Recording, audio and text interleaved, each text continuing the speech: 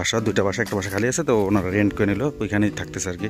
আর উনি একটা বড় অংশ প্রায় 2000-3000 ইউরো একটা পেনশন পায়, ওটা ব্যাংকে চলে আসে, ওটা দিয়ে তাদের এই বৃদ্ধ বয়সের যে জীবন এটা চমৎকার ভাবে উপভোগ করতেছে। এরকম দুর্গম জায়গায় থাকতেছে, নিজেদের খাবার নিজের উৎপাদন করতেছে, পাহাড় দেখতেছে, সে থাকে। জি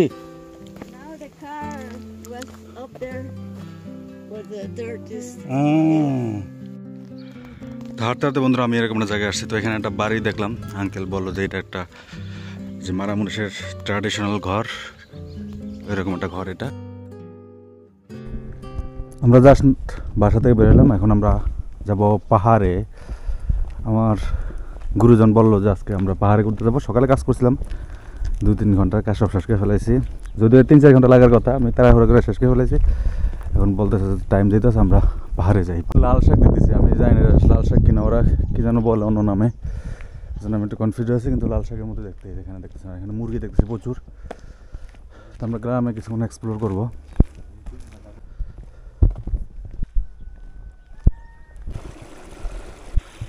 পাহাড় থেকে পানি নামতেছে, আমরা এখানে 3 দেশের 3 লোক একসাথে হাঁটতেছি।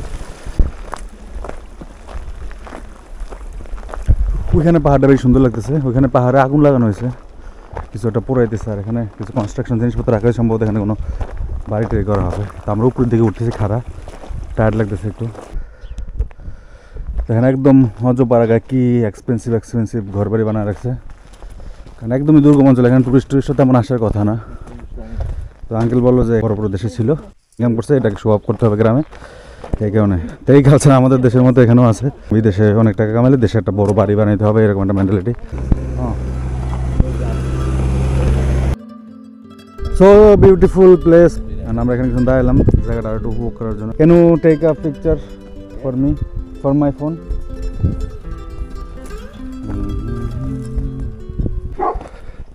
এখানে দুর্গম জায়গায় এরা ঘর বানাইছে বোনা। এই বাড়ির পরে আর উপরে আর কোনো বাড়িঘর নাই, একদম তখন ধুধু পাহাড়। তারপরে এই জায়গাটাতে বাড়ি করছে, শহর থেকে বেশি একটা দূরে না, তবে এই জায়গায় যারা থাকে এটার ভিতরে এক ধরনের অনুভূতি আছে। ফ্রি আপনি এরকম সুন্দর পাহাড় দেখবেন, এটা এরকম জায়গায় সম্ভব। এখানে কিন্তু জমির দাম অনেক কম, শুধু আপনার ট্রান্সপোর্টটা যদি ঠিকঠাক থাকে, আপনার গাড়ি থাকে, আপনি শহর থেকে বাজার টাজার করে আনবেন। এখানে সোলার আছে, আমার ধারণা এরাও। You have connection, electric connection here? Electric connection they have? Yes. From government? No need solar? No. Oh, it's okay. So you can live everywhere. If you have car, Yes. if you have electricity, if you have water, you can live everywhere. Yes. ও তাদের এরকম সব ব্যবস্থা আছে, তো তাদের থাকা দেওয়াতে কোনো সমস্যা নাই, হবে না আর কি। বরং আরও সুন্দর লাইফ লিড করতেছে তারা। শহরের যে কোনো ব্যস্ততা, যেই লাইফ, তার থেকে এখানে আমার মনে হয় সুখের জীবন। সোলার থেকে বিদ্যুৎ নিলেও সমস্যা না, এখনকার যে প্রযুক্তি আসছে সোলার, অনেক পাওয়ারফুল সোলার আসছে, আপনি যে কোনো জায়গায় বিদ্যুৎ করতে পারেন, মানে বিদ্যুতের ব্যবস্থা। Alexandra war dabei, hat schon wieder Hände voll mit Schokolade und Zeug gehabt. Bonbons oder irgendwas von Lidl. More expensive. But you can find.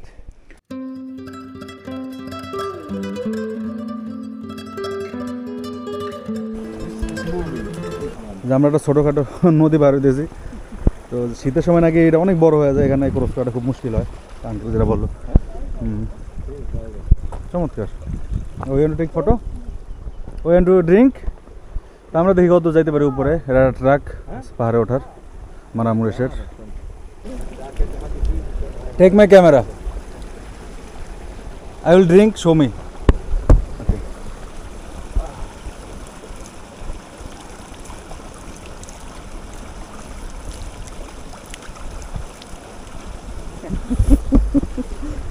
নদীর পানি পান করলাম, একদম কুলিটা ঠান্ডা। আপনার জানেন ঝর্ণার পানি কত টেস্ট হয়, দুই রকমই টেস্ট, সেম টেস্ট, ঠান্ডা, একদম ঠান্ডা। পাহাড়ের থেকে আর নামতেছে পানি, আপনারা দেখেন বন্ধুরা, দেখেন কত নিচ থেকে উপরে উঠলাম। এরকম 2-3 ট্রাক পার হলাম, নিঃশ্বাস বন্ধ হয়ে আসতেছে, এরকম অবস্থা, একদম নিরিবিলি, শুধু পাখির আওয়াজ শুনতেছি। এই যে আমাদের আঙ্কেল আর আন্টি আছে এখানে। হাতে এরকম একটা জায়গা আছে, কিছুটা ফ্ল্যাট জায়গা, ওইখানে একটা পাহাড় আছে আলাদা, তবে এই পাহাড়ের মোটামুটি চূড়ায় আমরা উঠে গেছি। ওই পাশে আরেকটা পাহাড় আছে, ওইটাতে চাইলে ওঠা যায়, কিন্তু ওদের প্ল্যান আমি যাই না। ওরা বলে 2টা পথ আছে নিয়েছিল আমার, এইখান দিয়ে একটা আছে শর্টকাট, ওইখান দিয়ে আছে একটা লঙ্গার। তো এখন আর আমরা উপরে উঠবো না, একটা জায়গায় দিয়ে পাহাড়ের এক সাইড দিয়ে আমরা হয়তো নিচের দিকে নামবো। এরকম একটা প্ল্যান মনে হতেছে। তবে চমৎকার জায়গা, এখানে টেন্ট করে থাকার জন্য বা ছোটোখাটো পিকনিক টিকনিক করার জন্য একদম পারফেক্ট। ফ্রি, আপনাকে কোনো পে করতে হবে না, কিন্তু আপনি ভিউটা দেখেন আশেপাশের। তো এখানে যে প্রপার্টির দামও জিজ্ঞেস করলাম, বললো যে এখন অনেক চেঞ্জ হয়েছে, দাম বাড়তেছে আস্তে আস্তে, যেহেতু এটা হাঙ্গেরি থেকে বেশি এটা দূরে না, কাছাকাছি এই যে সব অঞ্চল। তো আস্তে আস্তে মানুষজন এখানে আসতেছে, অনেকজন লোকজন কেনাকাটা করতেছে, বাইরের লোকজন এসে। তো এটা একটা কমন কালচার হয়ে গেছে। তবে চমৎকার লাগতেছে, এতক্ষণ কষ্ট করে উঠলাম, কিন্তু ওঠার পরে একটা চমৎকার ফিলিংস হইতেছে। Long way, Long way. হয় long way is beautiful, more beautiful, or You see more from the village also. okay, okay, we have also house there. Yes, we come to many houses later. Yes, We No, are not going so to far. the end of the village. town. Okay, okay. They have some cabanas. See, There's Kapanas. Weekend They're like houses. weekend houses. They rent They it. rent Oh, this is for tourism. Yes. আমরা এখান থেকে পাহাড় দেখছি, পাহাড়ের উপরে কি যেন কনস্ট্রাকশনের কাজটা চলতেছে মেশিন দিয়ে। আমি জানি না আসলে কি গভর্নমেন্ট বা অথবা সরকারি কোনো কাজ চলতেছে। দুর্গম অঞ্চল, এখানে কিভাবে গেল এই ভাবতেছি আমরা। এখানে আমরা আলাপ করতেছিলাম আমরা যে কীভাবে সম্ভব হলো ওইখানে যাওয়া। ওইখানে একটা কার দেখছি, একটা হলো ওই যে যেই মাটি কাটাটি কাটে যে মেশিনগুলো আছে না, ওই মেশিনগুলো উপরে আছে। তো সরকারি কোনো ইয়ে চলতেছে অথবা ব্যক্তিগত প্রপার্টি হতে পারে, যে কোনো হয়তো ট্যুরিজম, কারণ অনেক ইউনিক ট্যুরিজম হয় সব জায়গায়, যে পাহাড়ের দুর্গম জায়গায় গিয়ে মানুষ থাকে, এরকম ট্যুরিজম আছে। এখানেও আছে, আঙ্কেল বললো যে ওই এই পাহাড়ের উপরেও আছে। অনেক কিছু পসিবল, অনেক ইউনিক ইউনিক জিনিস হইতেছে।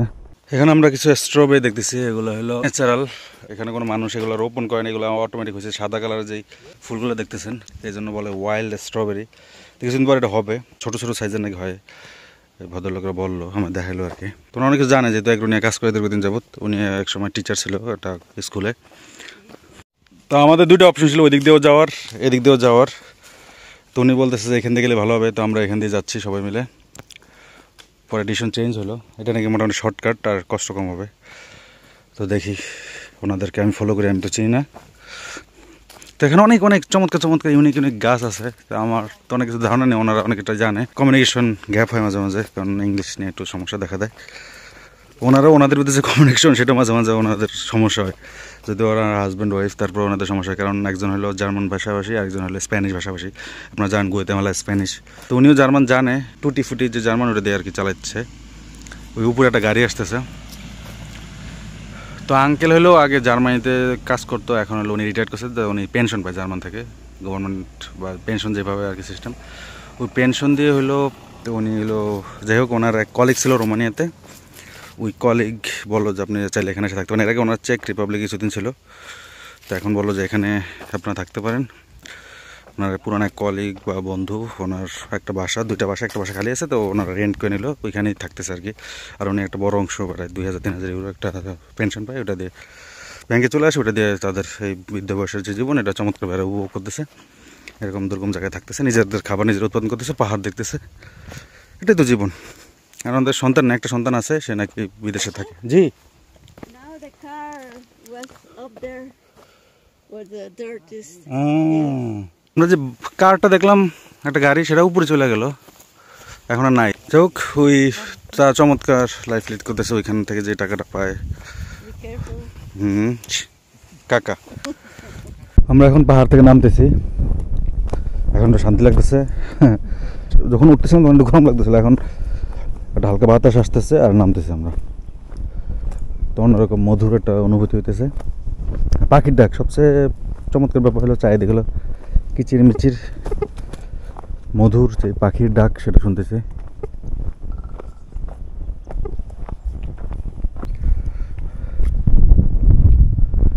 উপর থেকে নামার পর এইরকম একটা জায়গায় আমরা আসলাম। ও বিউটিফুল, এখানে কিছু অ্যাকোমোডেশন দেখতেছি, কিছু লোকজন বসবাস করে এখানে। আমরা পাহাড়ের অন্য সাইড দিয়ে নামার পরে এরকম একটা রাস্তায় চলে আসলাম।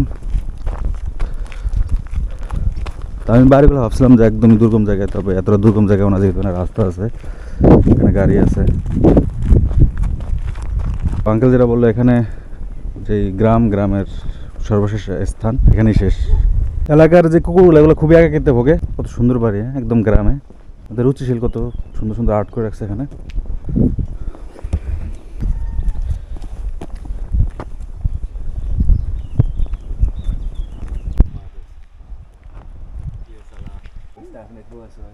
Da habe ich immer Holunder geholt. Sie haben zusammengesägt. Guck, das Holz. Ah, das darf nicht wahr sein. Ja.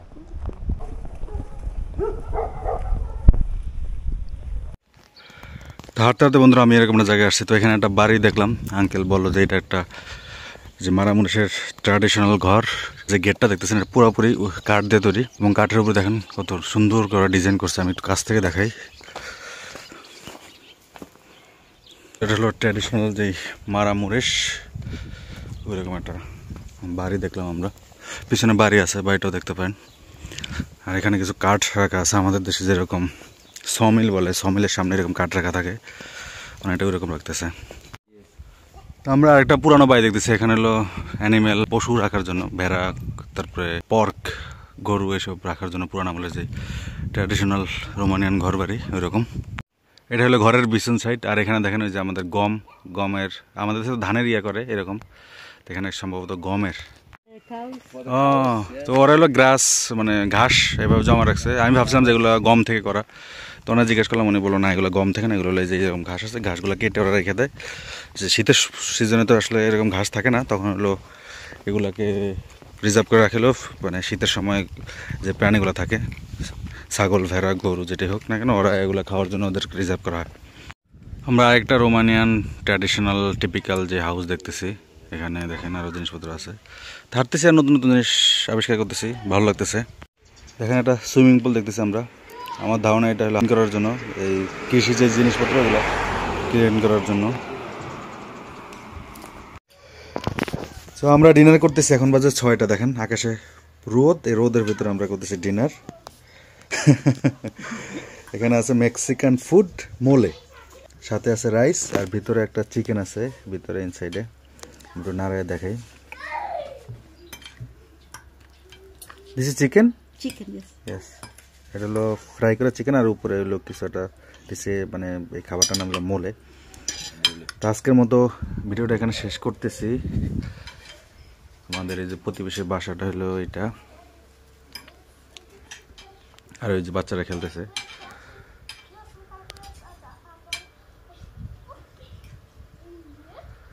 তো এখানে বিদায় নিচ্ছি। এরপরে ভিডিওতে আশা করি আপনাদের নতুন কিছু দেখাইতে পারবো। আমি নতুন কোথাও গেলে সেটাও দেখতে পাবেন। আল্লাহ হাফেজ।